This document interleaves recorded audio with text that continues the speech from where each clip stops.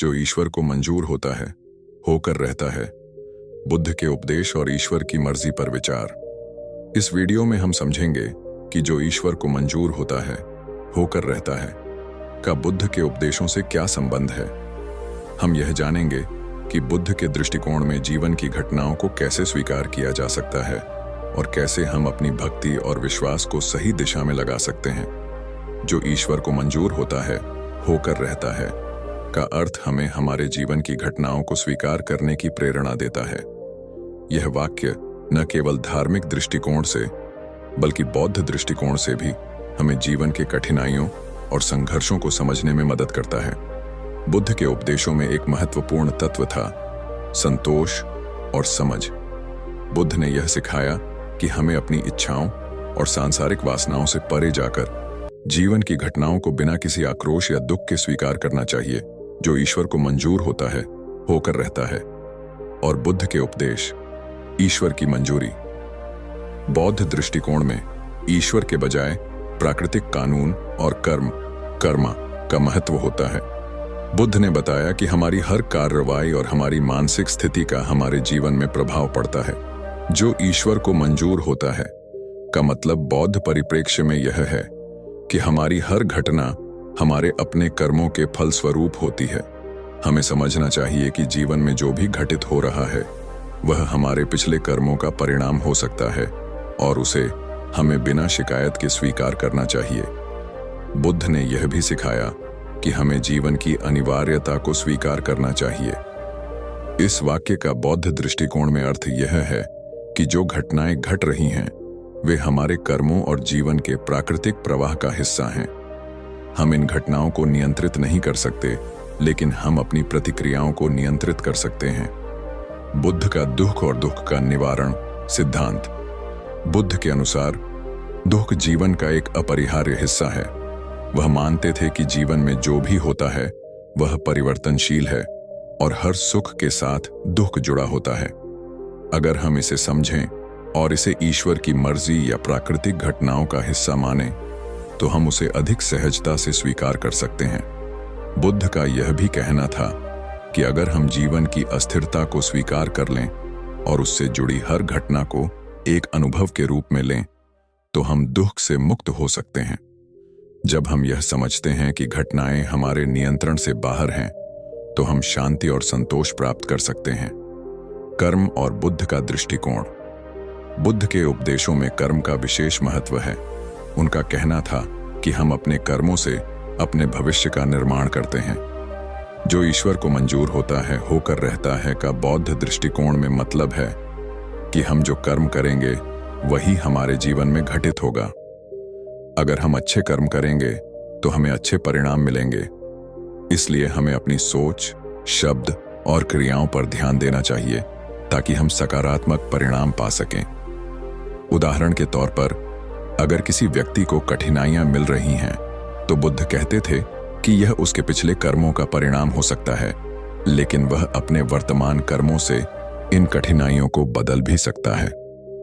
बुद्ध के मध्य मार्ग, middle path का सिद्धांत यह सिखाता है कि हमें किसी भी स्थिति में अधिक उत्साह या अधिक निराशा में नहीं फंसना चाहिए। अगर जीवन में कोई घटना घटित हो रही है तो हमें उस पर अधिक प्रतिक्रिया नहीं करनी चाहिए। जैसे ही हम समझते हैं कि हर घटना का एक कारण होता है और वह हमारी कर्मों का परिणाम है, हम उसे शांति से स्वीकार कर सकते हैं। यह भी एक तरह से जो ईश्वर को मंजूर होता है, होकर रहता है के समान है, क्योंकि इसमें भी हमें जीवन के प्रवाह को समझना और उसे बिना किसी द्वाराग्रह अटैचमेंट के स्वीकार करना सिखाया जाता है। बुद्ध की विरक्ति और समझ पर जोर। बुद्ध के उपदेशों में विरक्ति और समझ का बहुत महत्व है। वह कहते थे कि जीवन में सुख और दुख दोनों आते हैं और हमें इनसे असंपृक्त रहकर केवल अनुभव के रूप में देखना चाहिए। जो ईश्वर को मंजूर होता है, होकर रहता है का मतलब यह है कि हम किसी भी घटना को लेकर न तो बहुत ज्यादा खुश हों और न ही बहुत ज्यादा दुखी। हमें हर स्थिति को एक अनिवार्य अनुभव के रूप में स्वीकार करना चाहिए। बुद्ध के उपदेशों के अनुसार जीवन में जो कुछ भी घटित होता है वह हमारे अपने कर्मों और जीवन के प्राकृतिक सिद्धांतों का परिणाम है। जो ईश्वर को मंजूर होता है होकर रहता है कि इस वाक्य को समझते हुए हम जीवन की हर घटना को स्वीकार कर सकते हैं और शांति पा सकते हैं। हमें सिर्फ अपने कर्मों पर ध्यान देना चाहिए और यह समझना चाहिए कि जो हो रहा है वह हमारे अच्छे के लिए हो रहा है। विचारों की अहमियत और बुद्ध का दृष्टिकोण। बुद्ध के उपदेशों में हमेशा मानसिक शांति की बात की जाती है। वह कहते थे कि हमारी मानसिक स्थिति ही हमारे जीवन की परिस्थितियों को बदलने में सक्षम होती है। जब हम जीवन में किसी भी घटना को स्वीकार कर लेते हैं और उसकी वजह को समझने की कोशिश करते हैं तो हमारी मानसिक स्थिति शांतिपूर्ण हो जाती है। जो ईश्वर को मंजूर होता है होकर रहता है को बुद्ध के दृष्टिकोण से देखें तो यह हमें यह सिखाता है कि हमें किसी भी घटना के परिणामों से विचलित नहीं होना चाहिए। हमें इस बात को समझना चाहिए कि जीवन में जो कुछ भी हो रहा है वह हमारी मानसिक स्थिति और कर्मों का ही परिणाम है। कर्म और भाग्य। बुद्ध ने कर्मा के सिद्धांत को समझाया कि हमारे किए गए अच्छे और बुरे कर्म ही हमारे जीवन में घटनाओं का कारण बनते हैं। जब हम यह समझ लेते हैं कि हमारी स्थिति हमारे कर्मों के फलस्वरूप होती है तो हमें अपनी वर्तमान स्थिति को स्वीकार करने में कोई कठिनाई नहीं होती। जो ईश्वर को मंजूर होता है होकर रहता है का अर्थ यही है कि अगर हम अच्छे कर्म करते हैं तो हमें अच्छे परिणाम मिलते हैं और अगर हम बुरे कर्म करते हैं तो हमें बुरे परिणाम मिलते हैं। इस सिद्धांत को समझने से हम अपने कर्मों के प्रति अधिक जागरूक हो जाते हैं। जीवन के अस्थिरता को स्वीकारना। बुद्ध ने यह भी सिखाया कि जीवन स्वाभाविक रूप से अस्थिर और परिवर्तनशील है। यह सब कुछ नष्ट हो जाने वाला है और कुछ भी स्थायी नहीं है।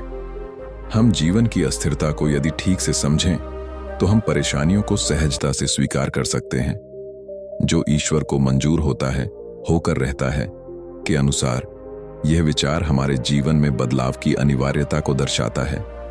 अगर हम किसी कठिनाई या समस्या का सामना कर रहे हैं तो हमें यह समझना चाहिए कि यह भी अस्थायी है और जो कुछ भी घटित हो रहा है वह हमारी यात्रा का हिस्सा है। ध्यान और ध्यान साधना। बुद्ध के अनुसार ध्यान मेडिटेशन से हम अपनी मानसिक स्थिति को नियंत्रित कर सकते हैं। ध्यान की प्रक्रिया से हम अपनी इच्छाओं और वासनाओं को शांत कर सकते हैं। जब हम ध्यान करते हैं तो हम अपने भीतर की शांति को महसूस करते हैं और जीवन के संघर्षों को अधिक आसानी से स्वीकार कर पाते हैं।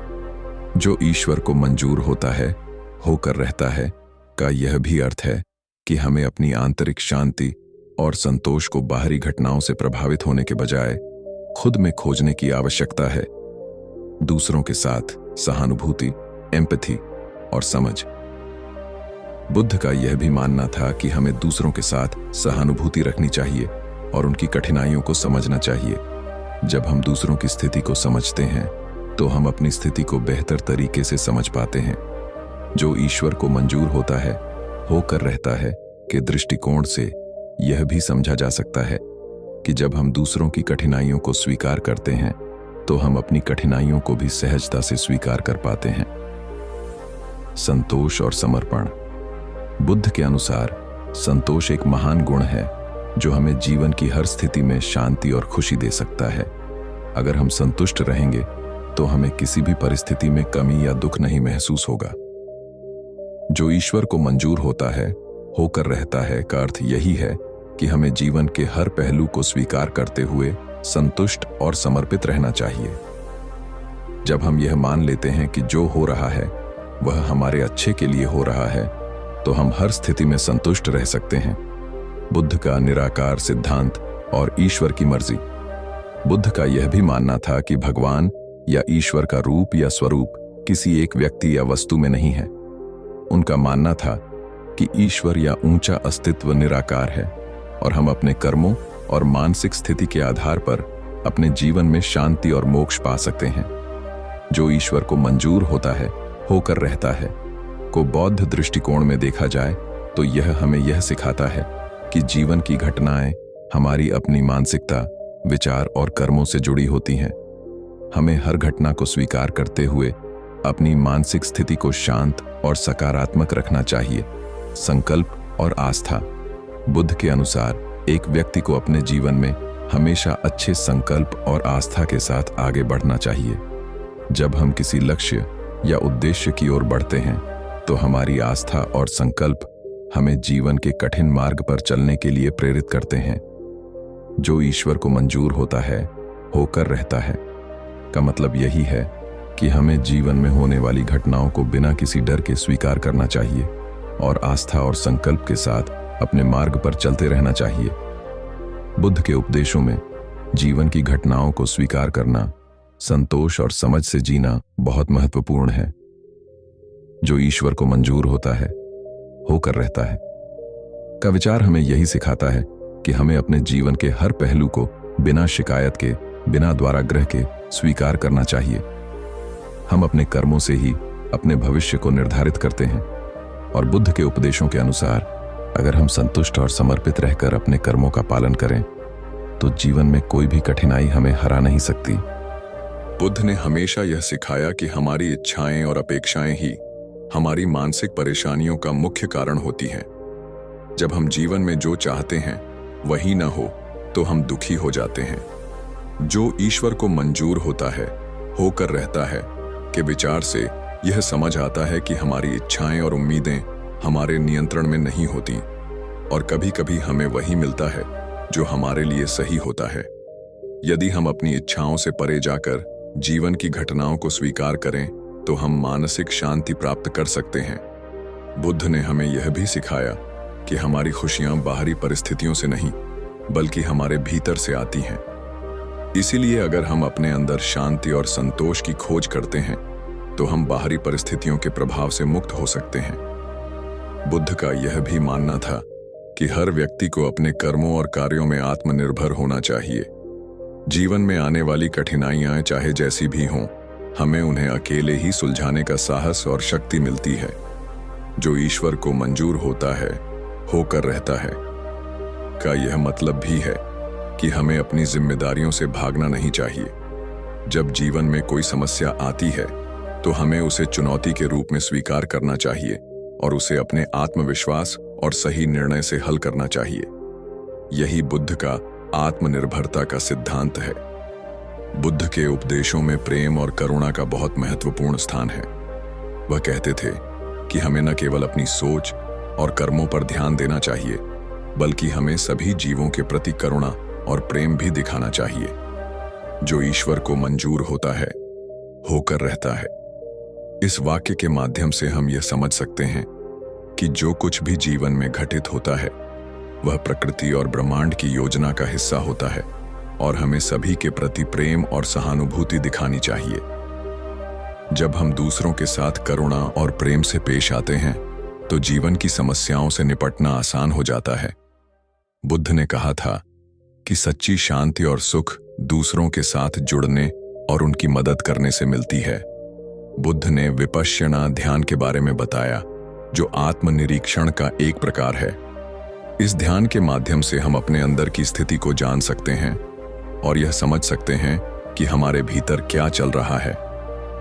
जो ईश्वर को मंजूर होता है होकर रहता है का अर्थ यह भी हो सकता है कि हम अपने भीतर की स्थिति को स्वीकार कर लें और उसे सच्चाई के रूप में देखें। जब हम अपनी मानसिक स्थिति को समझते हैं तो हम जीवन की कठिनाइयों से जूझने के लिए तैयार हो जाते हैं। विपश्यना ध्यान से हम अपनी प्रतिक्रिया और कार्यों को नियंत्रित कर सकते हैं और जीवन की हर स्थिति को शांतिपूर्वक स्वीकार कर सकते हैं। निर्वाण, निर्वाणा और समर्पण। बुद्ध के अनुसार जीवन का अंतिम उद्देश्य निर्वाण, निर्वाणा प्राप्त करना है, जो कि दुखों से मुक्ति और शांति की अवस्था है। जब हम अपने अहंकार, इच्छाओं और आत्मकेंद्रित सोच से मुक्त होते हैं तो हम निर्वाण की अवस्था में पहुंच सकते हैं। जो ईश्वर को मंजूर होता है होकर रहता है का यह भी मतलब है कि जब हम जीवन को पूरी तरह से स्वीकार करते हैं और अपने अहंकार को त्याग कर ईश्वर की इच्छा को मानते हैं तो हम अंततः शांति और निर्वाण की स्थिति में पहुंच सकते हैं। बुद्ध ने बताया था कि जितना हम अधिक समर्पण करेंगे उतना अधिक शांति और संतोष मिलेगा। बुद्ध के 4 आर्य सत्य। बुद्ध के 4 आर्य सत्य जीवन के दुखों को समझने और उनसे मुक्ति पाने का मार्ग है। पहला सत्य यह है कि जीवन में दुहक है, दूसरा सत्य यह है कि दुख का कारण इच्छाएं और वासनाएं हैं। तीसरा सत्य यह है कि दुख से मुक्ति संभव है। और चौथा सत्य यह है कि उस मुक्ति के लिए सही मार्ग है, जिसे बुद्ध ने 8 फोल्ड पाथ कहा है। जो ईश्वर को मंजूर होता है, होकर रहता है। इस विचार के अनुसार हम समझ सकते हैं कि जो घटनाएं हमारे जीवन में घट रही हैं, वे हमारी इच्छाओं और अहंकार के कारण होती हैं। जब हम अपनी इच्छाओं और वासनाओं को नियंत्रित करते हैं, तो हम जीवन की दुखों से मुक्त हो सकते हैं और शांति प्राप्त कर सकते हैं।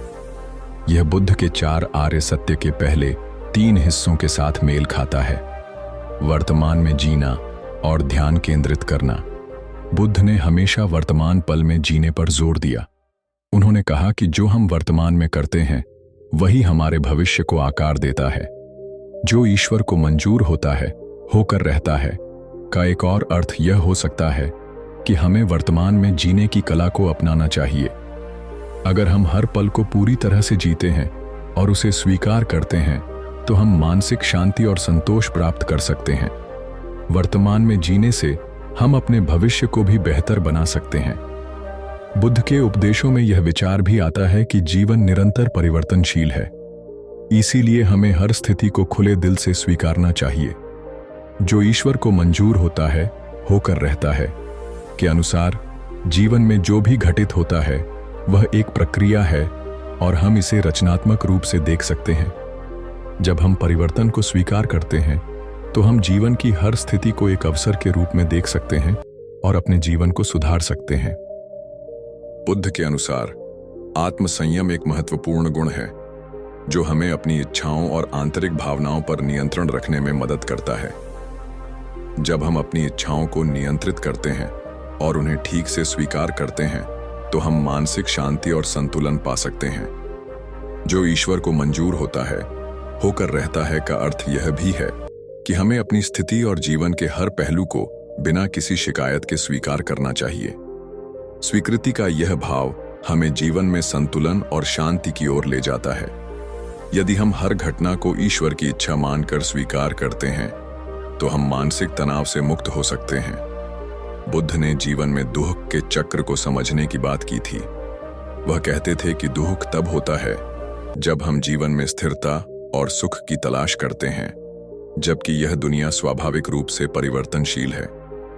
जो ईश्वर को मंजूर होता है, होकर रहता है के अनुसार हमें यह समझना चाहिए कि जीवन के सुख दुख का चक्र लगातार चलता रहता है। यह हमें बताता है कि अगर हम दुख के समय में भी शांत रहकर उसे स्वीकार करते हैं, तो वह हमारे जीवन का हिस्सा बन जाएगा और हमें इससे आगे बढ़ने में मदद मिलेगी। 1. भगवान बुद्ध की शिक्षा। भगवान बुद्ध ने हमेशा इस बात पर जोर दिया कि जीवन में हर चीज की वजह होती है और हर घटना अपने समय पर होती है। उन्होंने कहा था कि हम जितना भी अपने कर्मों से जुड़ने की कोशिश करते हैं, हमें यह समझना चाहिए कि हर घटना, हर परिस्थिति और हर स्थिति में कोई गहरी वजह छिपी होती है। यह जो भी हो, वह उस समय के लिए सही है। 2. कर्म का सिद्धांत। बुद्ध की शिक्षाओं में कर्म फल का सिद्धांत है। वह कहते थे कि हम जो भी कर्म करते हैं, उसका परिणाम निश्चित रूप से हमें मिलता है। यह जो ईश्वर को मंजूर होता है, होकर रहता है का रूप भी कर्म फल सिद्धांत में मिलता है। इसका मतलब है कि जब हम सही कर्म करते हैं, तो हमें जीवन में वही फल मिलता है जो ईश्वर की इच्छा या जीवन के सिद्धांत के अनुरूप होता है। 3. संतुलन और समर्पण। जो ईश्वर को मंजूर होता है का मतलब यह भी है कि हमें अपने जीवन में संतुलन बनाए रखना चाहिए और किसी भी स्थिति में समर्पण की भावना से काम लेना चाहिए। भगवान बुद्ध ने हमें सिखाया कि हमें अपनी इच्छाओं से परे जाकर वर्तमान पल में पूरी तरह से जीवन को स्वीकार करना चाहिए। चाहे परिस्थितियां अच्छी हों या बुरी, हमें समर्पण और शांति के साथ स्वीकार करना चाहिए, क्योंकि यह सब किसी उद्देश्य की ओर बढ़ता है। बुद्ध की शांति की दिशा।